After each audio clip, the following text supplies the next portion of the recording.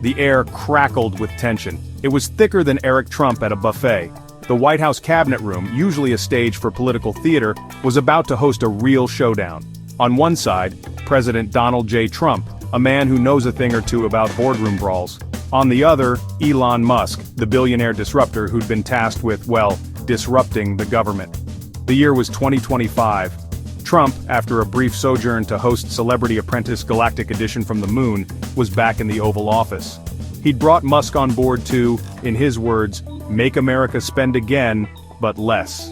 Musk, never one to shy away from a challenge, had taken to the task with the subtlety of a SpaceX rocket launch. Musk, a man who once proposed nuking Mars to make it habitable, had some equally bold ideas for the federal budget. He'd already replaced Air Force One with a used Tesla Model S. It was a tight squeeze.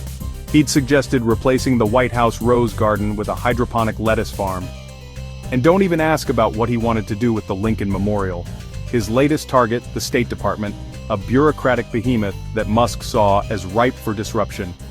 Too many diplomats, not enough flamethrowers, he'd reportedly quipped. Musk wanted to trim the department down to the size of a Twitter DM, and he wasn't afraid to ruffle some feathers to get it done. Enter Marco Rubio, the Secretary of State, who, unlike Musk, actually understood the concept of diplomacy. Rubio, despite his youthful appearance, had been in Washington long enough to know that you don't just shut down entire government agencies without expecting some blowback. Elon, Rubio began, his voice laced with a combination of amusement and exasperation. I appreciate your enthusiasm, but I think you'll find that governing is a bit more complicated than launching a car into space. He then proceeded to dismantle Musk's arguments point by point, explaining the vital role of diplomacy and the importance of foreign aid. Musk, however, was undeterred. He'd already instructed his team to temporarily shut down the United States Agency for International Development, USAID, essentially cutting off foreign aid.